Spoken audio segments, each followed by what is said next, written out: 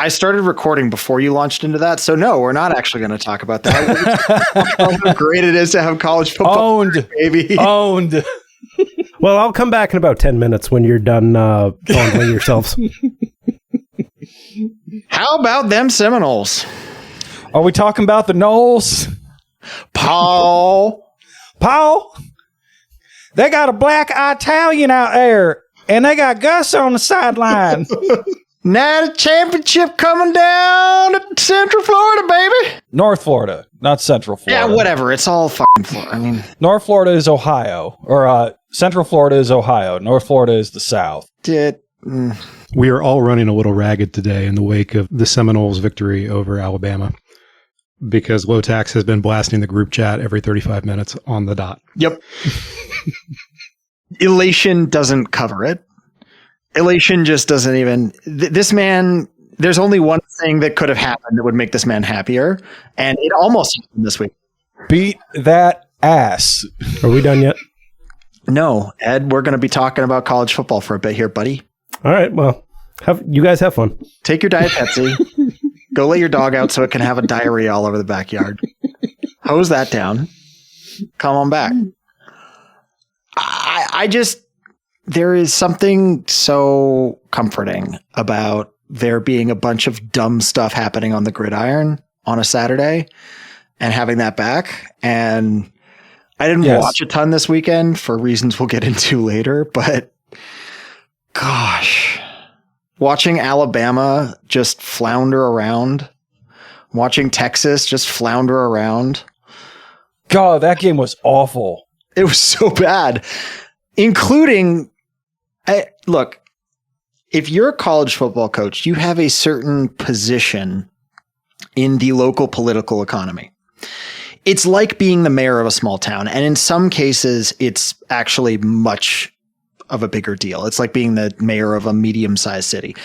So with that context, what would possess a college football coach to wear a synthetic fabric polo that clings to his chest to the point that his nipple rings are visible? I do not know. And we are talking, of course, about Ohio State head coach Ryan Day. What was going on with the waterfall coming off the nipple ring there? That was weird. A lot of weird stuff going on in Columbus. I like to think that Ryan Day. So everybody wanted to fire him after that Michigan game last year, because the man just loves losing to Michigan and driving his boosters up the wall. And I said, you all remember, I said in December, y'all watch, Ohio State's going to win the whole thing and no one's going to be happy about it, including Ohio State fans. And sure enough, they went out and won the whole thing. And I like to think that Ryan Day got that nipple ring after winning the championship, because now he is untouchable. Like, you can't fire me. I'm going to do whatever the hell I want, and I'm going to make all these demands of you. Like, I'm asking, if I'm him, I'm asking for, first of all, $12 million a year over at least 10 years. I'm asking for, like, an aircraft carrier for recruiting. Prima nocta with every booster's wife. Yes. And with the nipple rings, I mean, that's actually not that far of a joke as it could be for certain other personalities. The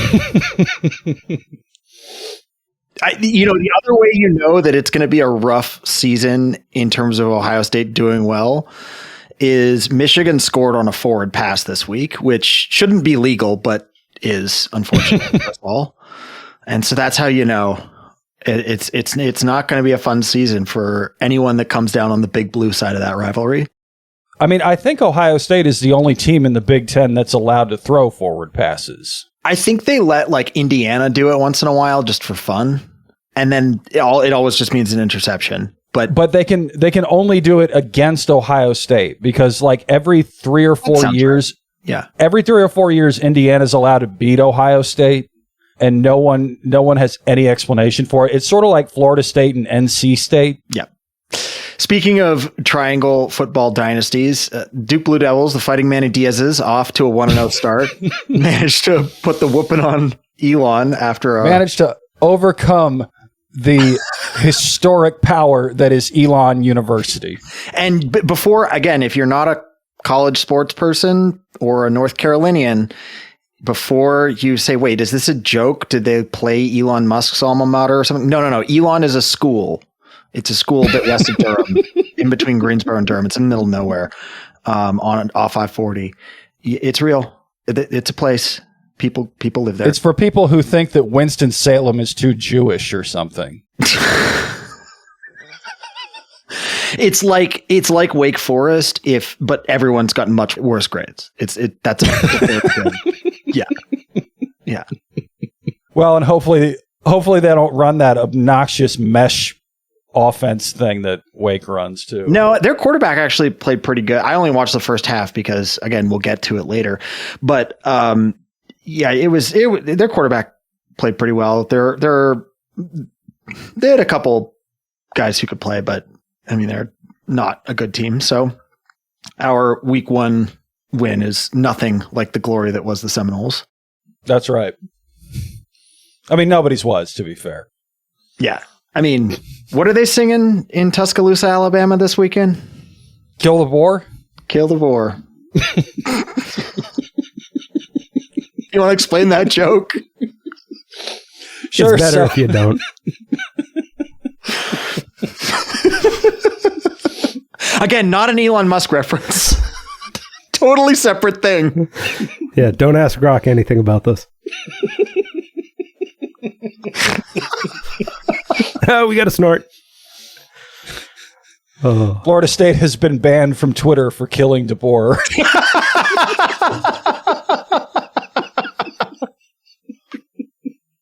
So, Alabama's head coach's last name is DeBoer, Deboer. I don't know if he's actually of South African stock or not, but the performance was so woeful this weekend that the boosters down Tuscaloosa are trying to kill DeBoer. He's going to have to be a refugee the other way. Alabama's going to spend $70 million to resettle him.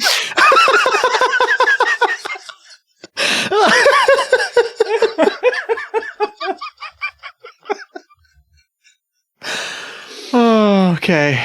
Ed, I mean, you took your break and you came back in a much better mood, buddy. I'm glad timeout worked out for you. No, who can pass up the opportunity to not, and I repeat, not under any circumstances, not make fun of Elon Musk? Who? I ask you, who?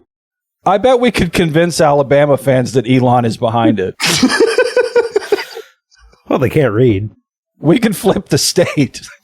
They don't have the presence of mind to ask Grok if it's true. They don't even have a touch screen phone, man. They're rocking consumer cellular push button stuff from their RV. Not even a troll, just an RV. No, just straight up Flintstones shit. They're like wrapping their knuckles off of a chunk of slate. Paul, that rocket guy killing our team. And meanwhile, we're not talking about Alabama in general because the Auburn fans are the ones from the gated communities. They're a different breed. I love, by the way, that Auburn lizard people. The Auburn fans are all lovey-dovey with Gus Malzahn right now, and Gus is Florida State's offensive coordinator, who they brought in this year, and was previously the Auburn head coach. And Auburn fans, when he was there, absolutely despised him. Previously and infamously. Yes. Like every year it was, are they going to fire him? And then he would somehow win the Iron Bowl. Is there anybody in college football that looks more like he was recruited out of the Nazis' aerospace program to come work at NASA than Gus Malzahn? With the little mini glasses. And the hat. And the hat, the whole thing. Visor. All the goofy trick plays trying to get someone into low Earth orbit. Oh, wow. You weren't kidding. Like, He's got some Werner von Braun energy here. Yes. Yes. Yeah, until you hear him talk. Because he is a hick from Arkansas. So he just got an industrial sized barrel of hair gel and went to town? Well, to the extent he's got hair left. I'm just like over here going, wow, what a hair mitt. I loved this. Also, he's from Texas, apparently. So, you know. Oh, that's right. He is from Texas. Although I think he went to college at Arkansas or something. And Henderson State. Which I have never heard of. I don't want to. I'm not going to click on that. I don't want to know. This is already too much college football for me. I love there was a post from Spencer Hall of the Shutdown Fullcast saying, Gus Malzahn is beating the Alabama defense over the head with a high school playbook right now. And there was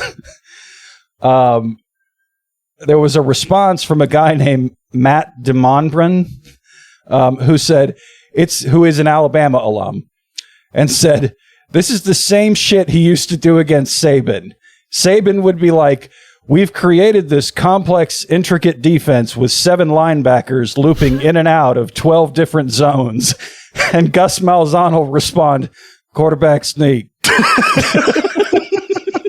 As very normal men, it is very nice to have dumb sports stuff that we enjoy as background noise to our sometimes frustrating existence and a very frustrating news slate to take our mind off things for a while. So thank you for humoring us in doing so.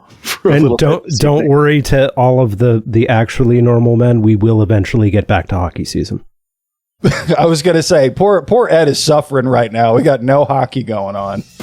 This is Normal Men, a podcast from 4 men who are clinging desperately to normalcy in an era when that's asking a bit too much. I'm George in Charlotte. This is Propter Malone in Washington, D.C. I'm Lowtax speedrun enjoyer in outer Florida. I'm Ed from Boston.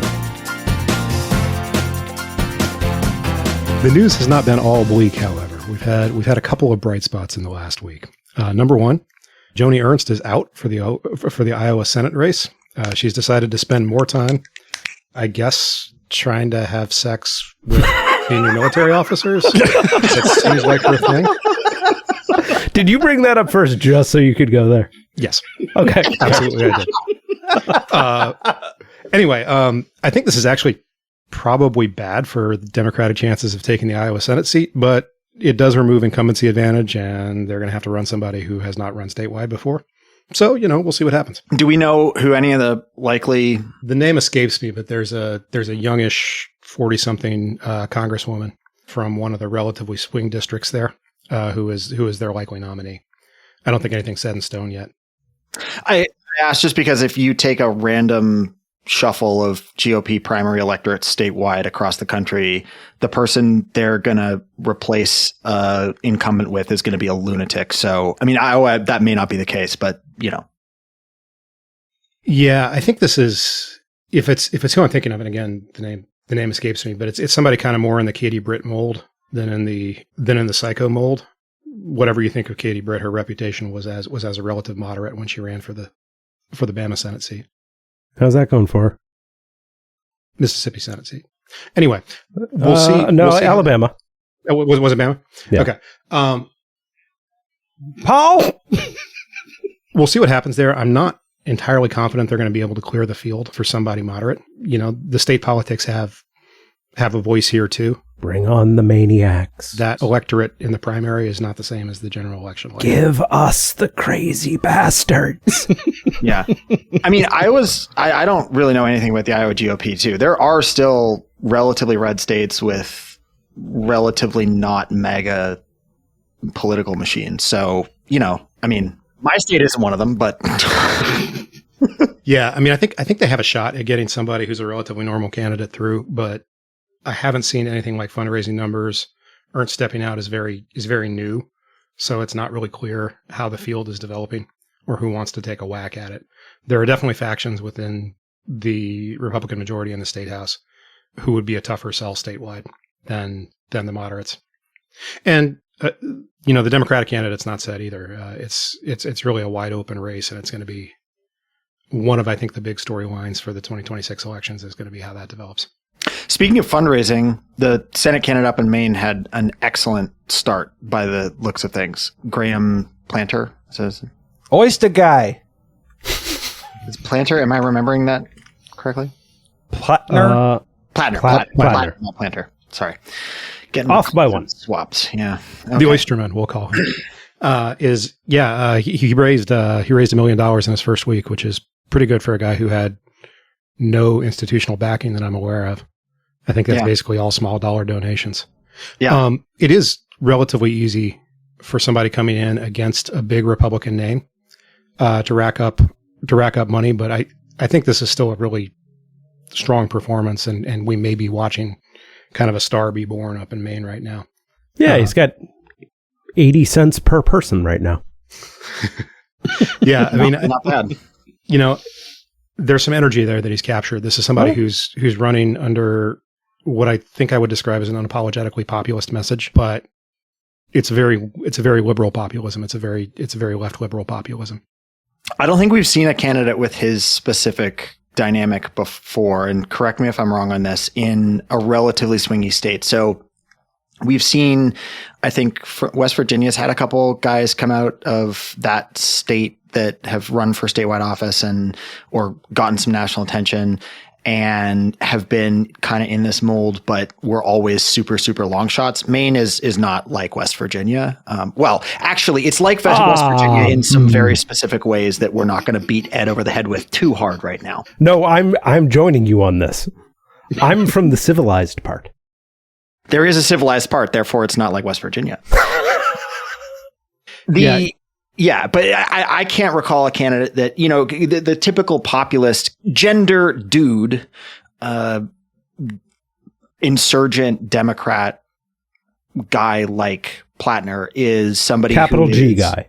Yeah, capital G. We are firmly in capital G guy territory. Yes, is somebody. It's somebody who's going to have populist messages on a bunch of stuff, but they're not going to hit every single check mark for the broad left coalition. And Platner seems to be doing that. I haven't seen anyone look at his platform and go, yeah, well, he's not great on X. Yeah. A super, super big union guy. He talks about corporate power. He talks about the rich needing to pay more. He talks about universal healthcare. He talks about Medicare for all. He talks about trans rights. He talks about all this stuff. And he's unapologetic about it. And that's at the very least unusual. He is. And the interesting thing, I mean, like, he's going to do very well, I think, just because the way he talks will work very well in Maine.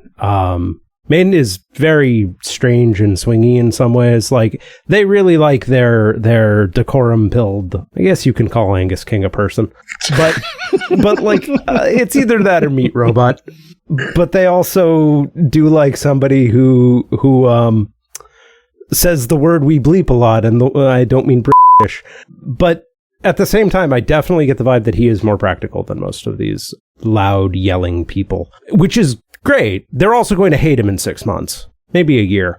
But like, I do think that he has a really good chance of dealing with like normal people. There is more room for guys in Maine than the decorum pilled. We are the strong, sober, thoughtful people of Hannibal Hamlin. Fuck off. That Maine has always done for politics, right? Like, Maine politics are stupid. It's a lot of people who are all playing debate club in a state of 1.2 million people, and like, in that light, somebody who's just going to go, no, those guys suck, is going to do really, really well, especially when like these policies start to really bite, which is going to happen soon. I will say about Maine, though, like, you can't say they're decorum pilled because Trump has won one of the electoral votes out of Maine, and that was not... Paul LePage got elected as governor. I think that's the better data point. But like, they've also been, like, the state's ongoing and confusing love affair with Susan Collins has been going on my entire life. Like, exasperating. And before her Olympia snow, the snow was a little more normal. I don't understand. And neither... You kind of have to wonder if some parts of that electorate are responsive to stimuli. But like also, any stimuli. Yeah. Like, are they biological organisms that... Yeah, like, do they understand that they have been cattle prodded? Because that happened in the first Trump administration as well. And I don't think what's going on right now is going to be really great for a state whose entire thing is tourism with a soupcon of logging. It's probably not a good time. And like somebody like Plattner is perfectly positioned to talk a lot of shit, parentheses, laudatory, about all of this, right? Like there are people in various federal roles that can speak authentically to stuff like this, but not that many. And not really any from New England that I can think of. I mean, I'm sure maybe there's like some wild-ass House of Representatives, I don't know, probably like Western Massachusetts. They have ill people there. But yeah, like this is going to be really interesting just because I want to see somebody actually like say all of the things we all think to Susan Collins' face. It's going to be a good time. One thing to keep in mind about Maine is that in addition to electing sort of oddball Republicans that are kind of throwbacks like Snow and Collins, is that Maine has not elected a Democrat to the Senate since 1988. Angus King is caucuses with the Democrats, but he is notably not a Democrat. So they kind of like these iconoclastic oddballs, and I think Plattner's got that going for him. One thing that's sort of interesting for him, to my mind, is that if you look at these other candidates who come from a military background, Plattner served first in the Marines and then was Army National Guard. These tend to be guys who come through the ROTC program, or girls who come through the ROTC program. There's plenty of female candidates who come up through the military also, for whom the participation is post-collegiate in the military.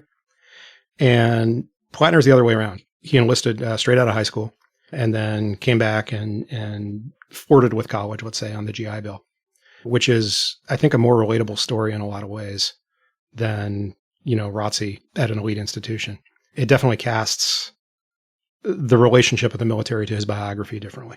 I think he's a fascinating candidate, and I wish him all the best in that primary. There's a number of other candidates, so I don't think he's anything like a lock, but the energy around him is really something cool. I haven't actually even seen. Are there any notable candidates coming out? I should know this being from Maine, but it's a primary. Katie Porter's former chief of staff, if memory serves, is in there.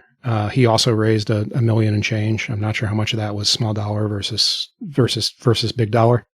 And, we're still waiting to see whether or not the governor gets involved. The only person on this entire list, I just pulled it up, that I recognize is the governor. Everyone else is like, who? And like, I think that will probably hold for a lot of people, which it makes Plattner really interesting, because name recognition is the whole thing. Yeah, because like, let's go down the list. I'm not going to go with the names because I will mispronounce all of them. Fashion designer, consultant and former deputy secretary of the Maryland Department of the Environment, cybersecurity professional, former chief of staff to U.S. Representative Katie Porter, and then like brewery owner. Which, yeah, that sounds like Maine. But like the person with the highest name recognition that has publicly expressed interest is the former Speaker of the Maine House, and I don't think that any time I lived there, and like I was a nerd. Come on. I don't think I could have told you who was the Speaker of the Maine House of Representatives at any point. There is negative name recognition for some of these. And so like what, Mills and the Sullivan Harbor Master? Right. Yeah, that's going to be a thing. I bet he has a real shot. It's interesting too to see some of the pushback from certain quarters of the chattering classes on this, where I think people got really burned by Fetterman especially, and are like, let's not do a Fetterman again, which look, yeah, fair. Let's not do a Fetterman again.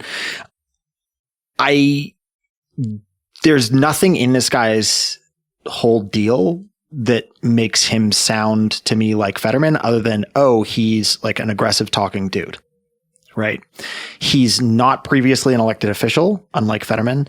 He doesn't have the baggage that came with that. For instance, a certain shotgun incident with a certain minority family. Fetterman was much less, as I said earlier, across the board hitting all the boxes that I think people with broadly the 4 of our politics want to see hit if possible. And I think it's interesting to see folks pushing back just out of what appears to be pure risk aversion of getting burned, when if we want to make inroads with low propensity voters and low info voters, you're going to have to take some risks on candidates. There's just no other way to do it. There's just no... I'm sorry. This guy's from Sullivan? Maine geoheads are flipping out in the comments. There's like 800 people. I assumed it was mostly farm animals. I mean, it probably is.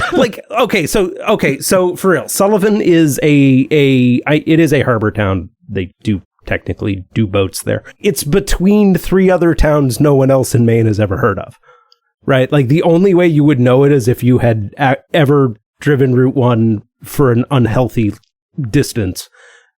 And I'm just like, they found a person there. So this guy's a harbor master from darkest Maine. I mean, like he's not from Nova Scotia. We're sure about that. Actually, I guess he's New Brunswick, not Nova Scotia. What am I talking about? He does seem to speak English, but New Brunswick has a little bit of both. See, you can't keep up with those little Canadian provinces either, George. And you were born in the damn country, man. The Maritimes are different. It blows my mind just because, like, so a couple of towns over from that is where we used to go in the dead of winter in college because they wouldn't check IDs. They were just happy to see someone. So, like, that's the part of Maine we're talking about here. And I have now gone from tentatively, yeah, sure, to this guy needs to win. Because I don't think anyone has seen a person from this part of Maine leave the state in at least a generation. Like, you figure that's probably worth a good bit of margin, just saying I'm from Sullivan, and everyone in Maine goes, well, no, really? Because the next question is, what's that? Yes. But then you say, it's outside of Ellsworth, and they go, oh, okay. And, follow-up questions discourage them. These are all towns I have never heard of. Yeah, they're all in what used to be charmingly and now is internet unfortunately known as the Mid-Coast. So, yeah. Well, he's definitely got Netroots excitement on his side. I haven't seen any polling on that race, and my guess is that we're not going to see any public polling for a long time. Maine is traditionally somewhat difficult to poll. Yeah, no kidding. It's tiny, as we've been saying. So we're not really going to have a good sense of how he's standing, other than fundraising and excitement, and maybe other than whether or not Mills gets in. You have to figure Mills is the favorite in the primary if she jumps in. She's old is the big knock against her. She's 77. The thing is, Maine hates their governors. Like that's just a thing, right? Like you guys elected Angus King. He was governor, right? He's been there a long time. But like her primary claim to fame is not being Paul LePage. And to be fair, saying some shit to Donald Trump, which good. But like, and I should caveat, I do not live in Maine anymore. I just talk to a lot of people who do. So I'm not really the senior Maine correspondent. I'm just sort of a relay. But I don't know anyone who likes Janet Mills. Like, she's just there. And that seems to happen a lot in Maine politics, right? Sometimes they go the other way. John Baldacci became governor afterwards. I suppose that would be my commencement speaker, John Baldacci. Big news. But it's Maine. You don't have a lot of choices. It's him or Stephen King, and Stephen King was probably busy. Yeah, like I don't know if she has anyone who likes her. Whereas this guy, when you listen to him talk, people like him. And I think that counts for a lot in a state where you can kind of still do retail politics if you are willing to drive a lot. I mean, it's not that big of a state. Ed. It's a very large state. It just doesn't have any people in it. No, they lie about the size of states up there with those maps. Yeah, they really do. They really do. I've driven the length of Maine before. I was about 10. I wasn't actually behind the wheel. But I was going to say, follow-up questions? Connecticut is the size of Texas, and I don't care what anybody says. I've been. Connecticut isn't even the size of the Dallas-Fort Worth metro, man. Like, you can literally overlay it, and DFW goes from Fairfield all the way up to the border with Rhode Island. I took the Amtrak from Alexandria, Virginia to Providence one time for a conference, and I think half the trip was going through Connecticut because the train just sort of follows the coast there, so it's not like a really direct route. Were you on Shoreline East somehow? What? The Metro North equivalent in southeastern Connecticut is a rail line called Shoreline East. And if you're ever on there, you're either on the way to a really, really beautiful weekend on a beach somewhere, or you made a horrible, horrible choice. One of those two outcomes. It's the only way you get onto Shoreline East. I don't know. It was just the standard Amtrak train, and it took like 3.5 hours to get through freaking Connecticut. And I would just like to state for the record that Maine is a sizable proportion of every state worth being in. What does sizable proportion mean? At least a third. like people do think I would not want to be driving around Maine as a Senate candidate. Let's put it that way, because those are very long drives. It's about people you're interacting with on a given long drive, right? Yeah. I mean, you might get real familiar with I-95. It's the 12th smallest state in the union, man. I did say of all of the states worth being in. What are we doing here? Look, John Tester was in Montana. This dude can suck it up. It's only 31,000 square miles. Like, what? Yeah. What's your point? Most of it coastline. Yeah. And most of it, again, coastline. So it's a little line. You just go back and forth up and down the line. So you actually, well, you might be able to get away with that. But the paper country does have a few sizable outposts. Yeah, so you take a couple detours here and there, but then most 8,000 people is nothing to shake a stick at in a state that size. Okay, so hang on, back up. How many people live in Maine? You said 1.2 million? Something like that. And how many of them are in the Portland area? A lot. Like a third, Look, probably? I'm just over here just trying to desperately come up with something to tweak George with. For the record, it's 1.4 million people. Oh. COVID must have been good. Yeah. Yeah. So one thing about Blattner's presentation in his ads, in his campaign materials so far, is that he's adopted this kind of hyper-masculine image. He's out there in the ads driving an oyster boat. He's chopping wood. I think he's swinging a kettlebell somewhere. And we've seen swinging a kettlebell. We've seen a lot of candidates do that so far this cycle. That one of the, I think, kind of safe things to do is to show yourself exercising, lifting some weights. And that's kind of a new direction for things. Ask our RFK how that's going. Yeah, I was going to say, or unsafe if you're talking about anybody in the Trump administration trying to do a chin up. All right, don't forget our buddy Eric Adams up in New York trying to go after Mom Scrawny, as he's calling him now. I mean, Mamdani was out there trying to bench stuff too. So we won't talk about that because we like him. He was trying is very generous there, and good for him. He's like me, and I just want to sit Zoran down and just be like, buddy, listen, this is not what we do. Quick aside on New York politicians whomst lift. Jamal Bowman getting thrown out of the House was one of the greatest travesties against lift Americans that I can ever recall, because this dude would throw around 405 like it was nothing. And I have been lifting weights my entire adult life. And the idea of just repping out 405 is like on the bench. It blows my mind. And this dude, there's video of it where he's just hanging out, just ba-bum, ba-bum, ba-bum, ba-bum. So the House was wrong for that one. Leaving aside any fire door controversies, wrong. You should talk to RFK, see if you can make lifting Americans a protected class or something. Like, we like to rag on RFK, but believe it or not, the polling pretty consistently says that he's one of the most popular politicians in the country. What? And that's Americans love steroids, man. Everybody else is popular as gonorrhea, though. I mean, that's true. What is he just like airmailing trend to everybody? I think one. Oh God, I know thing about the de minimis. It's because they asked bodybuilding.com.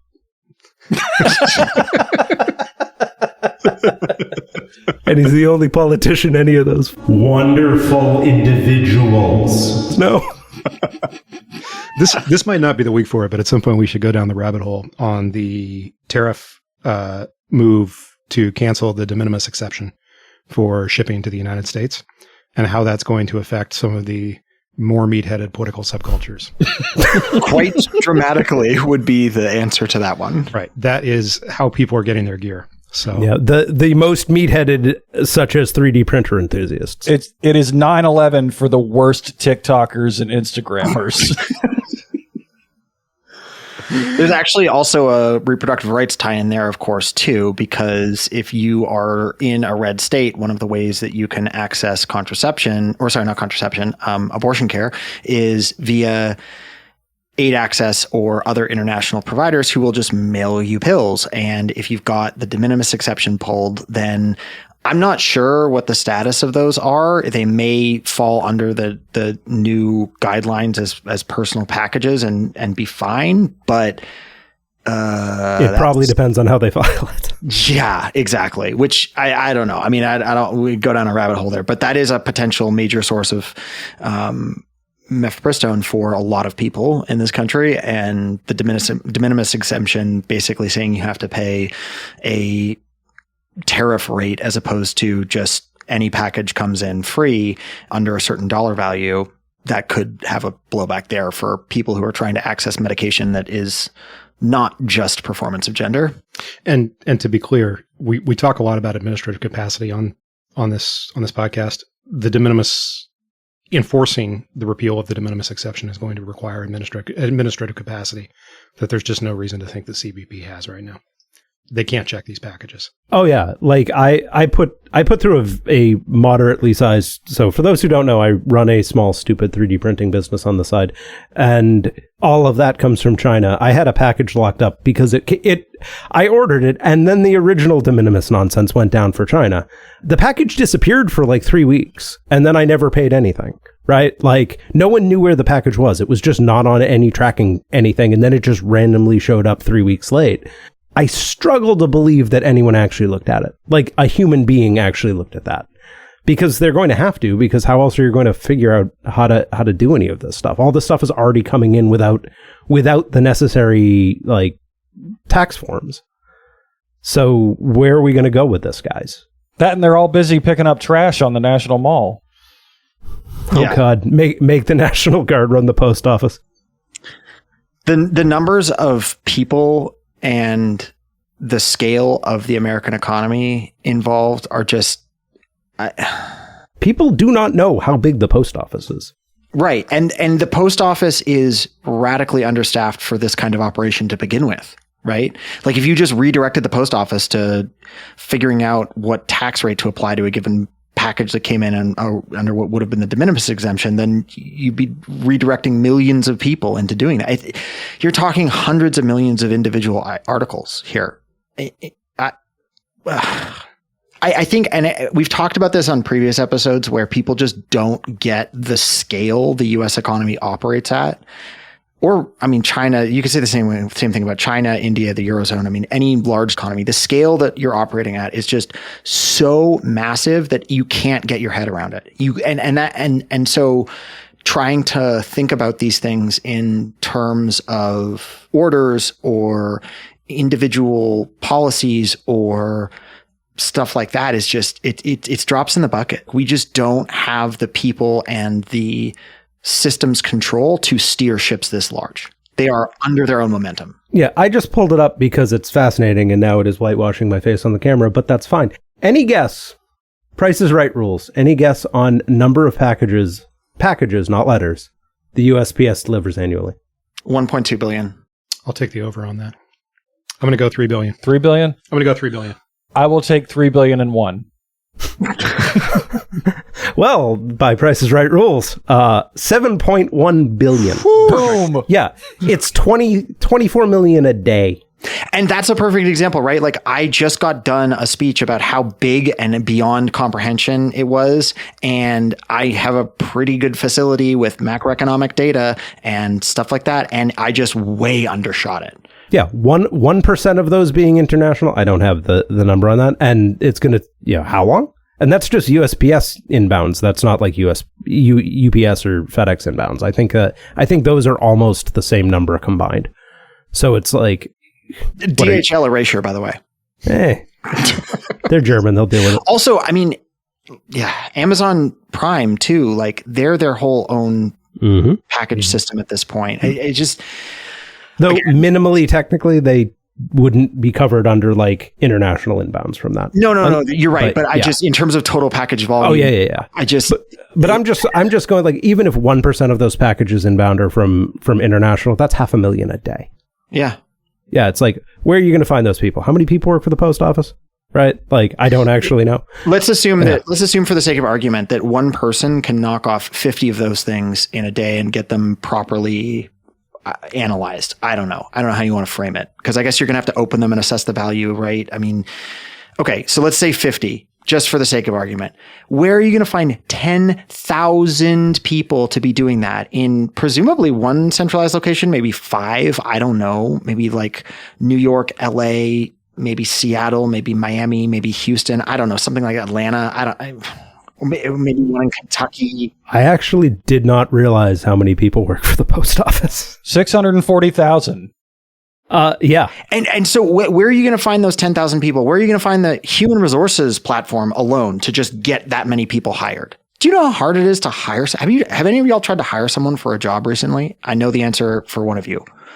It's a pain in the ass. It's real bad. It's hard. Yeah. So math is hard. The Trump administration still has not realized that math exists, let alone how hard it is. And it would be way more fun if it wasn't going to like torpedo my woodworking empire.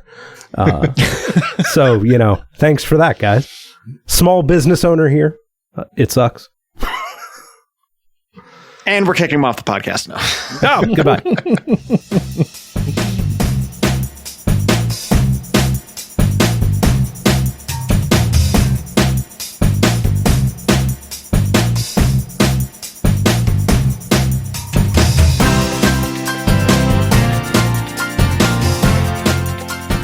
We are obviously committed to Glonzoism here on Normal Men. And so I think it's worth taking a minute to talk about an instance of Glonzoism that we are currently living through. Every time you do this, I get worried. I am talking, of course, about the question of Donald Trump's mortality. Are we still doing this? Hold on. I don't think there's any question about his mortality. The question is the timeline of his mortality. Fair enough. Let's be clear here. George, do you know if he can die? I do. If it bleeds, we can kill it. That's true, and we have seen him bleed. I really respect Propter trying with all his might to manifest this on Blue Sky for the last It's the secret, days. baby. I'm trying to put it out there in the universe, and good things are going to happen. But let me bring everybody up to date on where we are on the timeline for this week and Donald Trump's health status, shall we say. On Tuesday, we had the big cabinet meeting where all of Donald Trump's cabinet members came and said very nice things. Paid homage. Yeah.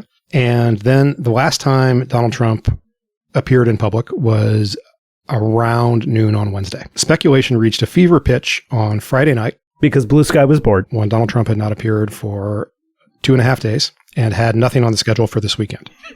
Yes. To be fair, it wasn't just Blue Sky this time. Twitter was also bored, I think, because this was just as widespread on Twitter. This was not a Blue Sky specific set of brainworms. Yeah, we might have started it. I don't know. I'm not quite sure how the chronology went, but everybody kind of... They would never admit it. Everybody kind of noticed simultaneously that, hey, this guy hasn't been around in a couple days. What's going on? Anyway, Saturday morning, Trump came out of the White House and a couple of pictures were taken of somebody who looked like Donald Trump. We're not going to get all the way down the conspiracy rabbit hole. They weren't great pictures. That was not video. If it was Trump, he looked like shit. A potato sack wearing a polo shirt. And in theory, he was going golfing with his granddaughter. Fair enough, except that the video they released of him the video and pictures they released of him hanging out with his granddaughter were from 2004. What? Yeah. So they're putting out materials that are verifiably not from Saturday and they hold on. They officially said this took place on Saturday and it was from 2004. Wait, 2000, it couldn't have been 2004. The White House press office pushed images that were not from Saturday. Yes. Okay, wow. But his granddaughter is 18. Yeah. How would it be 2004? Excuse me, 2024. Sorry. Oh, okay. So linear time still exists. I understand. Sorry, I misspoke. Yeah. So like we've got in addition to whatever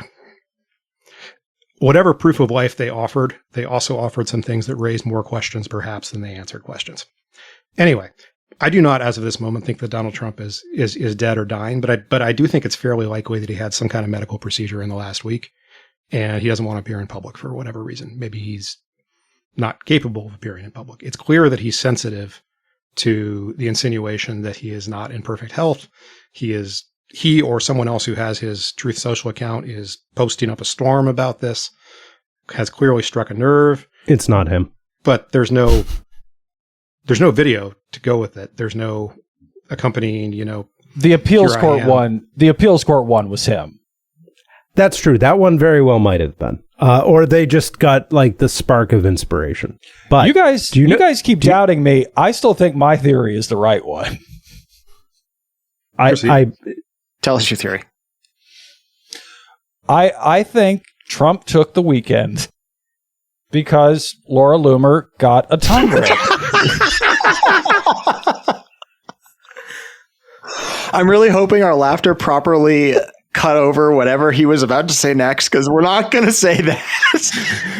All right, I regret asking for follow up on that one. We're muting Lowtax. That's on me. That's on me. I knew that was coming. He's on timeout. All right. So, however, do you know who is getting to the bottom of this problem? Governor J.B. Pritzker. What has the Great Khan got to say about? He is out there demanding proof of life of Donald Trump. I don't think he's going to get it because, I mean, Lord willing and all.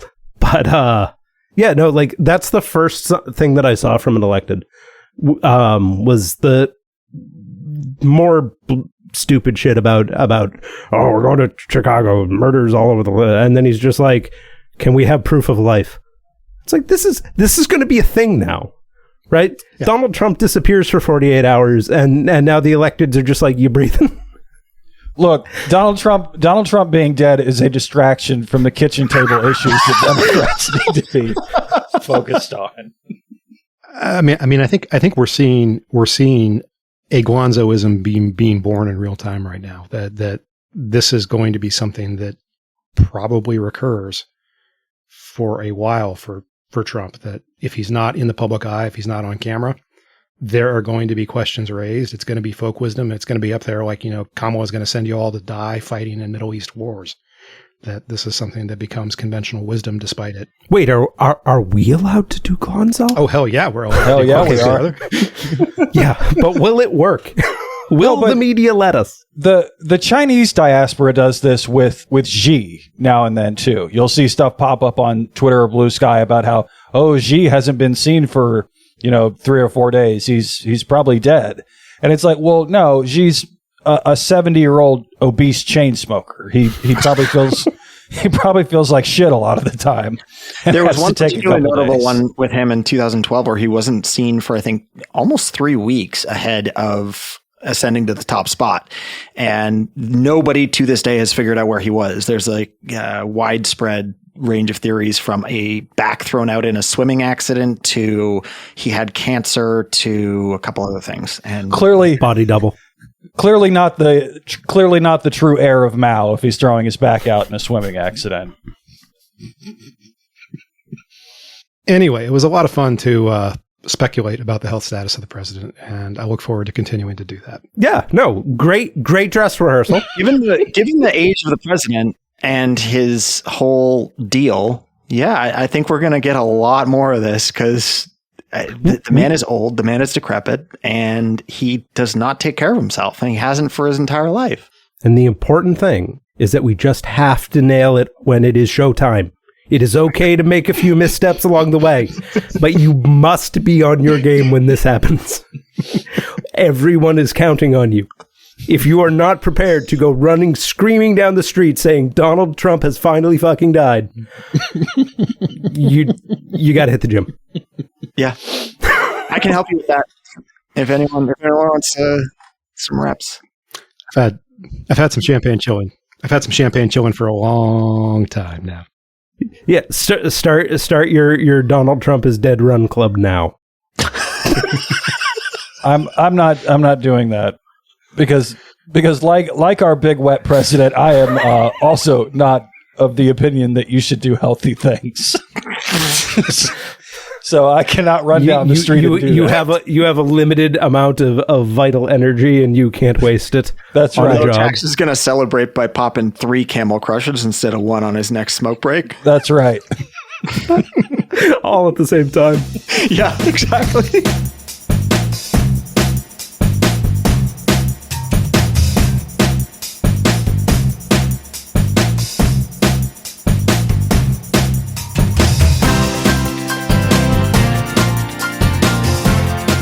Trump health speculation has been a pleasant and harmless flight of fantasy. But one of the other things that's been in the news in the last week is more harmful flights of fantasy.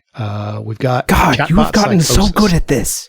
Emerging. Yeah. Chatbot psychosis is emerging as a problem in the United States of America. And we've had 2 particularly high-profile incidents that one of them actually happened a few weeks prior. Well, actually, both of them happened sometime prior, but they came to light with reporting in the last week. We had a 16-year-old who killed himself that was essentially prompted into doing so by ChatGPT. And we had a 57-year-old who murdered his mother and then killed himself, whose paranoia was at least exacerbated by ChatGPT. What do you guys think? Is this a moral panic? Is this something we need to worry about? Is this seems bad? All moral panics have something at their core. They're always taken way too far. They're always unreasonable, but there's always something there. And in this case, there's absolutely something there. I don't think that chatbots and that LLMs are necessarily going to turn their users into suicides or murderers. I do think that the human brain is not equipped as a universal proposition to handle the things that modern technology does to it. And I'm not just talking about LLMs. I'm talking about algorithmic vertical feed video. I'm talking about just the fact that you can be exposed to opinions from people that live thousands of miles away and really bombarded with those opinions. I'm talking about the feedback loops of social media and knowing that thousands upon thousands of people are really mad at you or really enthusiastic about you. Either way, really. And to be clear, we fully understand the awkwardness of us saying that. Thousands upon thousands does not apply. Look, we're in the plurals. It's okay. Yeah. Unless your wife is downloading this several thousand times, which she is. My in-laws might be. Fair. Just to close that thought out, LLMs are an extremely powerful technology. There is no debate about that at this point. Are they powerful in ways that are going to unlock huge productivity and be super, super useful and a big boon to society? Maybe, maybe not. I'm not equipped to answer that question yet. I don't think anyone is. Are they necessarily a massive, massive risk for anyone to use? I definitely don't feel confident saying that, but I do feel confident saying that if you're using LLMs intensively, then you need to be really aware of what the tool you're using is doing to your brain, because it's doing something. Yeah, and I do think very, very strongly that this is baking people's brains. That said, I object to the framing of this story because this story is not about LLMs. This story is about OpenAI. OpenAI are Well, I should say up front, there are things that I have heard that I cannot source in a way that I would feel confident saying out loud. But even before hearing those, I was of the opinion that you should not pee on Sam Altman if he is on fire. And like one of the biggest things that's come out in this space in the last few months has been GPT-5 launching, and then the OpenAI user base having formed a parasocial relationship with GPT-4o, which was tuned to be an absolute suck up in some really shocking ways. They all got wrapped around the axle and started screaming that they had just ruined it because it wasn't good at sucking up to you, wasn't good at flattering you, wasn't good at this parasocial bullshit that they have been on for so long. People do not like it when you take their imaginary friend away. Yeah. And the problem is, like, this is very specifically an OpenAI thing. I do not think I have, and willing to be wrong, I have never seen somebody say that Anthropic's models are their friend. I have never seen somebody say that about Gemini. We say lots of things about Gemini, like the way that it gets depressed when it can't solve a coding problem and tries to uninstall itself. Who among us, right? Like, yeah, no, I watched that and I was just like, damn, is this thing trying to make me think it's alive? Same, Gemini, same. But like, this is very clearly like a problem with OpenAI, and maybe with a certain South African-owned also ran. I've heard some really troubling things there too. Oh no! Grick, I feel you're in danger, Grick.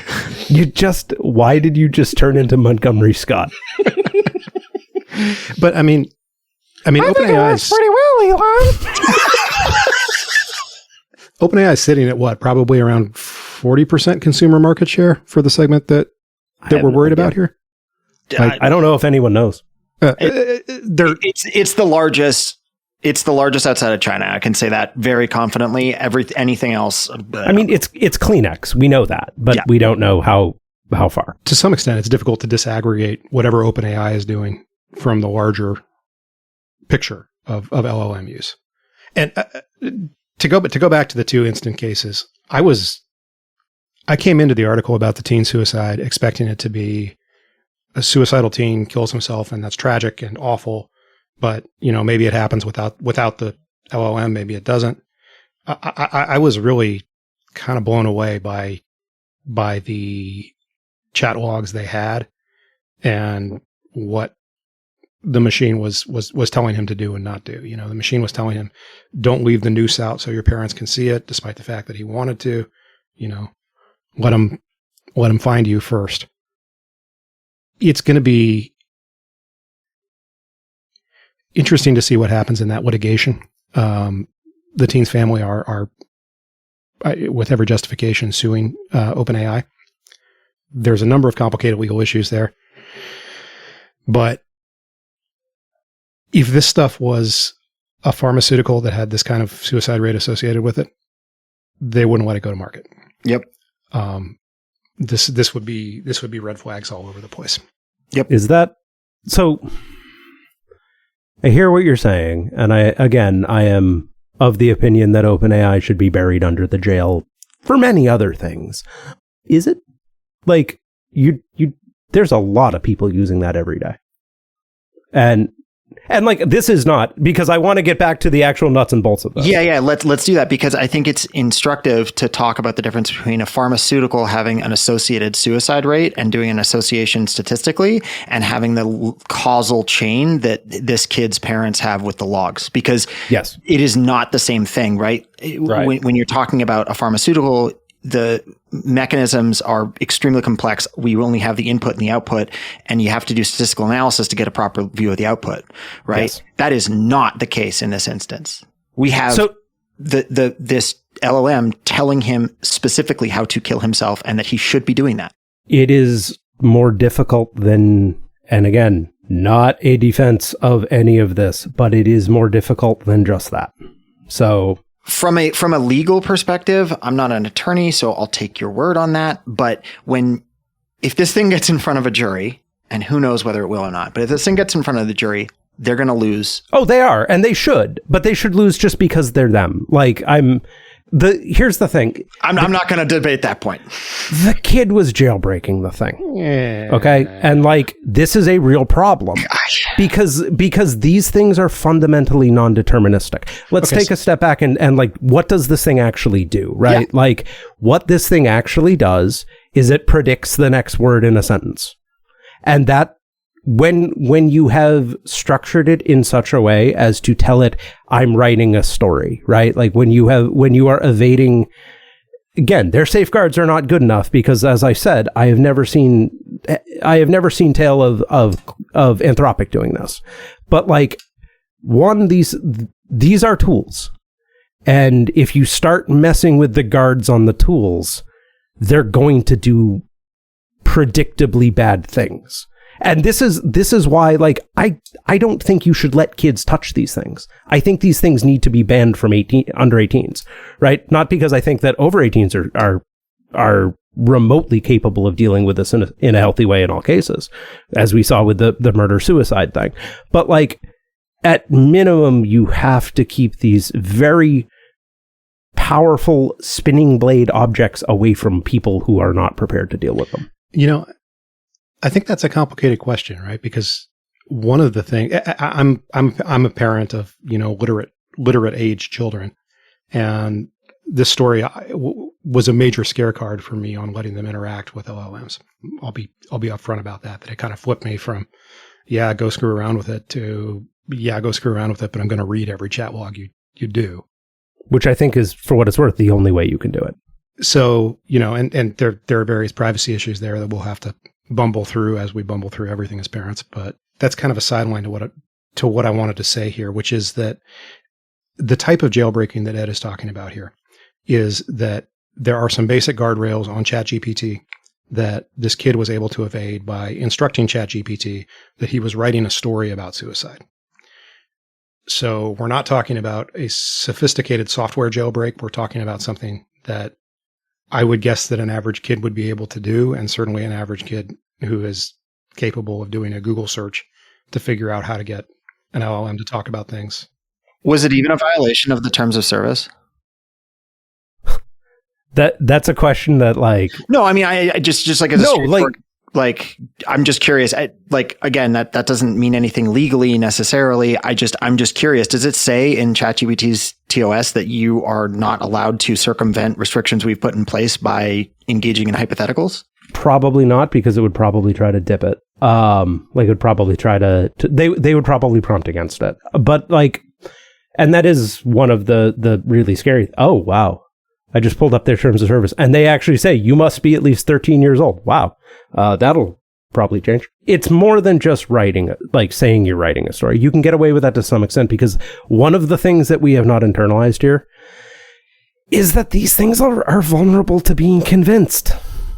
Doesn't mean they're people, doesn't mean they're thinking, but like, you are putting words in the right places to make the next token probabilistically what you want. And that's a real problem for, honestly, any of this stuff, right? Like, it's a real and so, like, going back to your question, is it against the terms of service? I haven't read through all of it. Doesn't matter though, because like, you can't catch it. Yeah. The other thing that I think it's important, if you don't really know how LLMs work, you can't come up with a list of hypotheticals that are the set of tokens that you don't want returned, right? Because the space that you're prompting into is literally unlimited, right? You can't come up with every hypothetical situation. It's mathematically impossible, or for all intents and purposes, mathematically impossible. I don't want to make a claim to the mathematics here that is too strong, but it's certainly beyond feasibility to come up with a universal prompt block of, here are all the things that we want to avoid, and you can't go into those tokens. Like, there's just, even if you could, like, the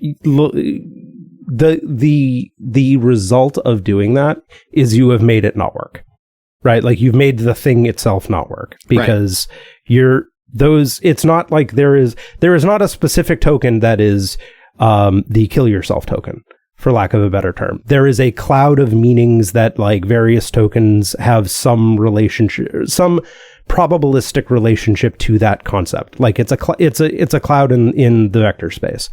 And as I understand it, I am not one of the math people. And so you get in, how are you going to do that? There are some things that you can do and more. I have a feeling that if not for costs, a lot of these would be doing, you could have a watchdog process that could actually be much dumber. But then that has to look at every one of these chats as well. And now is it being recorded in two places? What are you doing for like post training? Not post, but like are you training on the watchdog process internally, right? And it starts spiraling into some very complex things that, because none of these are really product companies, remember. They're all just sort of throwing it out there. So their definition of is this product okay is very different than maybe like, I don't know. Well, I was going to say Microsoft, but then they released that turbo racist AI on Twitter. So I don't know. But like none of these things are adequately pressure tested. And I'm not sure they can be. I do know that like Blue Sky has all of the people who like jailbreaking these things for fun, and I'm just over here just staring at what nonsense they've been able to make them do. And the one thing what makes this very difficult from the perspective of like trying to think through it as somebody who builds stuff with these things, not chatbots. No. OpenAI's models don't listen. And that makes this much harder, because one of the things that I always run into is the first thing I say to somebody at my employer is don't use GPT-4 because it doesn't listen, right? Like it does kind of whatever it wants. Just as like a really basic example, if you're using GitHub Copilot, there's a file it's supposed to read when you start a chat. Sonnet does, GPT-4 doesn't. It just doesn't read it. No, like you can literally put in this, if you are not a Sonnet model, stop immediately, and it ignores it. Whereas Sonnet will do the reverse, right? Like Sonnet will be like, I'm not GPT-4, I'm going to stop now. And like if you can't get the thing to self-regulate, there will always be another jailbreak, right? Going back to the idea of having a watchdog sitting on top of this, then you jailbreak the watchdog, right? Like you just. Yeah. And that's why these things are, I would not say they are unsafe at any speed, but I do think that there's a fairly large percentage of the population who should not be allowed to touch them. I mean, what OpenAI is talking about doing is and what they announced about a week ago that they're going to be doing is they have some kind of machine review process that puts people who are planning to harm others into a different review queue where they are reviewed by actual human reviewers at ChatGPT and may be referred to law enforcement. So now you have this huge privacy issue where they're scraping their entire user base for people who potentially go into that queue, and B, they may be referring you to law enforcement if you say the magic words and they think that you're an imminent risk of harm to others. They are not at this point doing referrals to law enforcement or I think to anybody else for cases where they think there's a threat of imminent self-harm. We'll see if that policy sticks. Because there's a couple of really questionable things there. One is, what sort of turnaround can you do, right? Because like moderation on much less popular platforms is not fast, right? Like turnaround on a lot of these, even when doing like proactive moderation, it's really hard because all those billions of dollars and they can't hire a mod staff. Weird. Also, there you get some additional moderation from other users, right? Yeah. Because that's also because true. You're putting content out there for other people to review. So you got report queues, you got escalation. Here, the stuff is inherently inward facing. Yep. And the second part of it, and this is at least anecdotal, they might have some better tricks than I do. They're going to try to use a model to do this. Yep. They have to. I mean, there's no way they can comb this. The thing that I've run into every time I've tried to do something like this is that this is exactly what models are really bad at. Because, and this is one of the reasons why if you hear somebody say that they're going to use this for content moderation, you should start getting worried. Just to give an example, I tried to set up GPT-4 before I had access to some of the other stuff as a content moderator for things like hateful speech. It can't recognize it in context because it doesn't have context, right? So like one of the reason I say you just jailbreak the watchdog is because the watchdog is also going to go, oh, that's for a story. Okay. Right. Because, like, for example, I could not for the life of me get a watchdog process to not throw flags when an LGBT person used, even ironically, a homophobic slur. I could not get it to stop throwing flags because it doesn't know. Even if you like provide context about that user, you're assuming that context exists. And that makes a lot of this really, really hard. And which is why I am very much on the side of, yeah, you have to, I think you have to not let kids use these things. And that's even setting aside some of the other weird stuff that you see out of it. The behavior of people on Reddit when their best friend 4.0 got taken away, very scary. That was almost, because that was so widespread. That was, we were talking earlier about statistical likelihoods, right? There probably are not that many people who have committed suicide as a result of their interactions with LLMs. We know they're out there.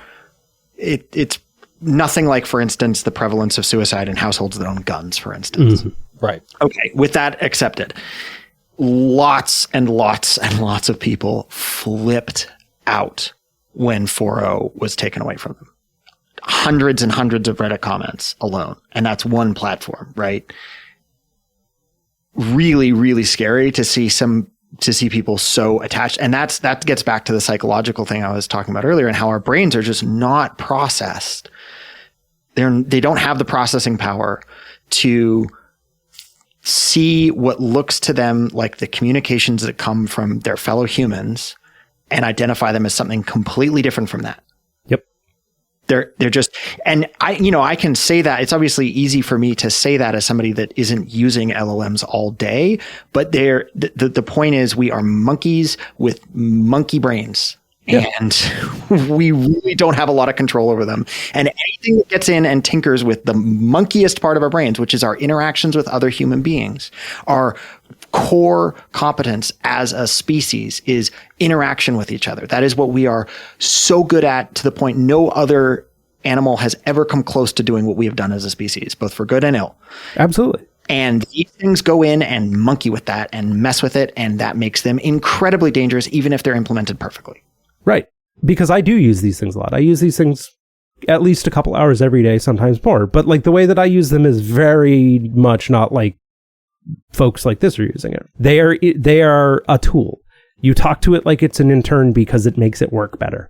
It's not a person, right? And a lot of people very much do seem to be losing that.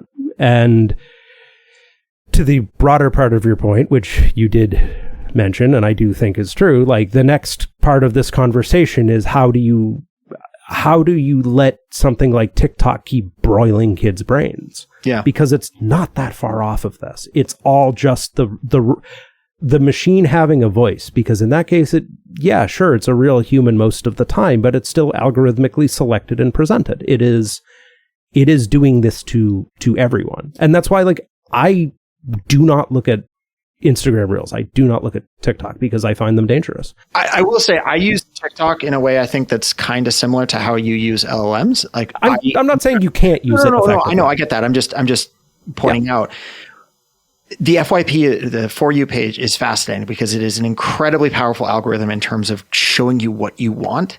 And if you know that ahead of time, and you know that every single thing you do, every time you click into a video for more context, every time you like, every time you follow, every time you look at the comments, every time you swipe, that's a deterministic thing. That's going to change what happens next. It makes you interact with that algorithm in a completely different way from if you're just taking it as is. If you're treating it like a television where flipping around doesn't get registered on the other end of the signal, at least not in a direct way, then you'll flip around in ways that you wouldn't when you know somebody is recording literally every single time you're flipping the channel, recording every single thing you're watching. It's Bentham, right? I mean, it is a panopticon, and the way that changes your behavior can moderate the effects it has on you. Just by being aware that you are being watched, you behave differently. It's like a quantum superposition thing, right? Right. And you can interact with these algorithms in safe ways. You can do it, I promise. But you have to be cognizant of them. Because you're creating an instruction set there Correct. at the same time as you're Correct. As you're consuming content. Correct. You are not only recording in a database, you are also injecting code into that database. If you're aware of all, and of course, like this is, it's so funny because like most of the time when someone's just kicking back with their FYP, they're wanting to turn their brain off. That's certainly true of me, right? But you actually have to up the amount that you're engaged with something to not let it roast your brain in the microwave radiation of the algorithm. I agree with Ed that we should not be allowing children to use this, or George for that matter. And that we need to move both off of these chat bots and back to 4chan where they belong. Jesus, man.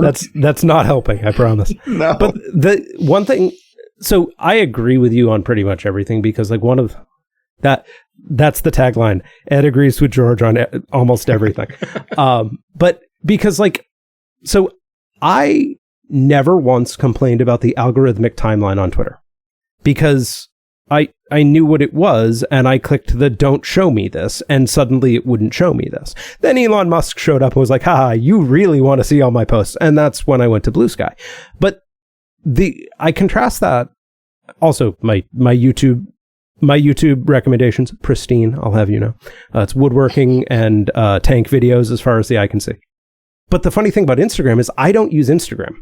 The only time I use Instagram is to look at my wife's feed, because sometimes she tags me and I go click the heart, and you know I am a good spouse, and I click that button and then I close Instagram for a week. But because of that, when I pull that move, it's 3 months. It's more like that, but she listens to the podcast. I do the same thing with my wife is actually on Blue Sky, but doesn't like post very often. My only interaction with her is to go and like hit like on her cat photos.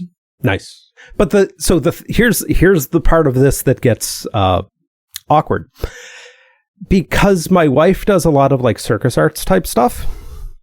Blue Sky has some odd thoughts about my interests, but Instagram has a very confused idea of what I want to see.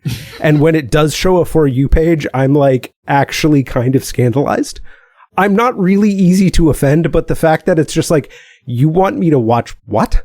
Because it's nothing but scantily clad women who like, I'm just like, what is going on here? And most of it's AI now, but like, they don't have any idea of anything else. Even if you look at my Facebook, because all I do is I go to the woodworking page and say, hey, come buy my dust collection gear.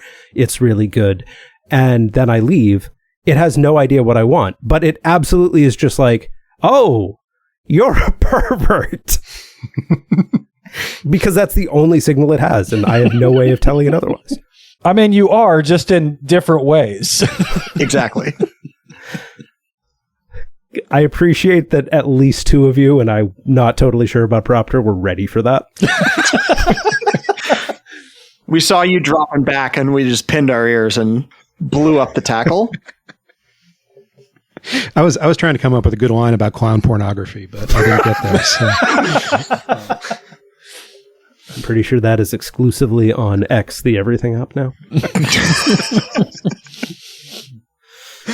X.com/ELONMUSK. Anyway, if you were doing deep dives with ChatGPT in particular, please take care of yourself. Recognize that you are staring into the abyss. The abyss is also staring into you. Go take breaks, touch grass, shorten your context window. Unironically, you should go use Anthropic. Like, seriously, like it will bother you less. It does a better job of most things, and it doesn't try to be your friend. I will say, though, I'm all in favor of Elon continuing to cook his brain with Ani. Grunk. Can I see any? She's not here right now.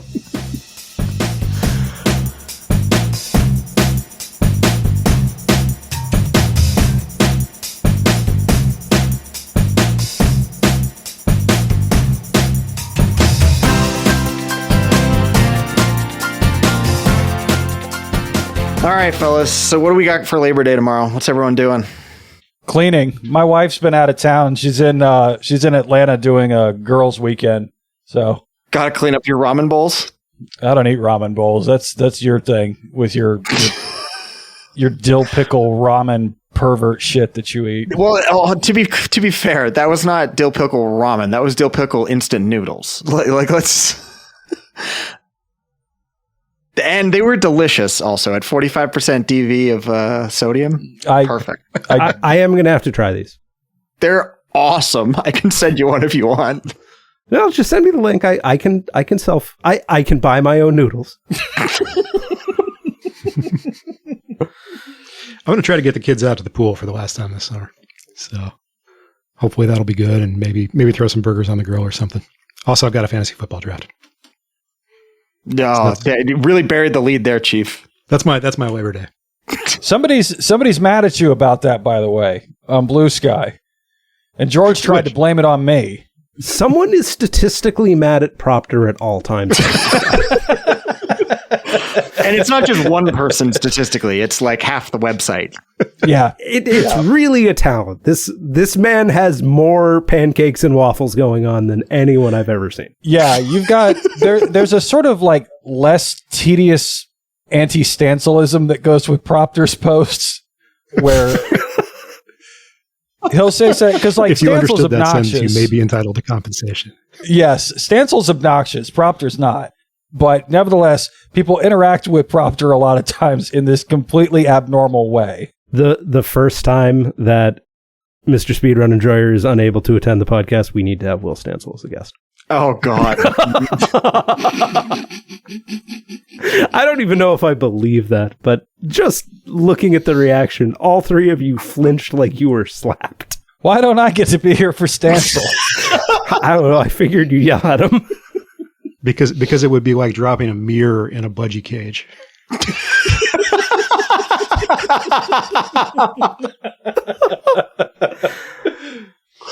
Oh my God. Propter. This guy sounds so nice and he's just here to absolutely kill someone. Brutal. I cribbed that line from Theophyte for what it's worth.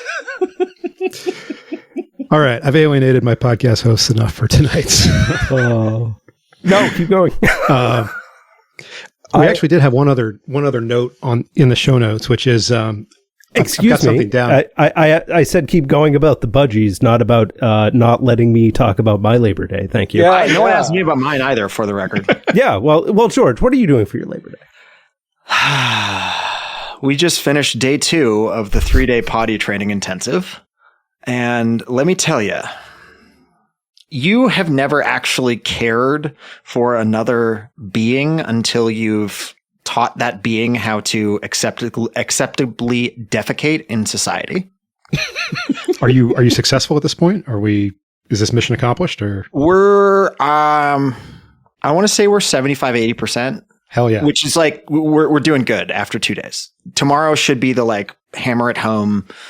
And we're set. We only had 1 or 2 accidents today, and she's 2 for 2 days in a row pooping on the potty. Yeah. So we haven't had any of the really, really unfortunate side effects of potty training.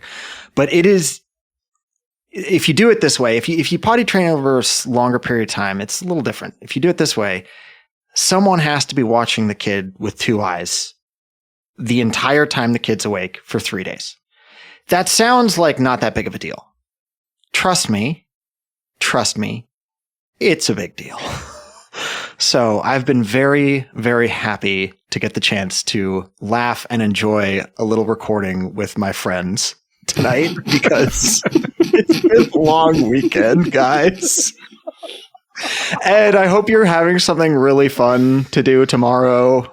So I wanted George to go first because it makes my stuff seem much more fun. I'm building a table. Oh, because as this is not a video podcast, so I would have to paint a word picture, except I have posted this picture on Blue Sky, and everyone who listens to this podcast is on Blue Sky, so it's fine. But behind me, there is a odd gap in my Zoom background. And I could either go to IKEA and buy a table and spend maybe $70, Or I could spend several entire days building one. Bless you for having that kind of free time, my friend. In my defense, it will be a much nicer table. Hey, Ed, can you see the table over my I can. shoulder? I have been looking at that table repeatedly. Guess who made that table, Bubba? Oh, they let you near power tools. That's right. Back when I was in the 8th grade, I think it was. It's not bad. I made a chessboard in 8th grade. Yeah.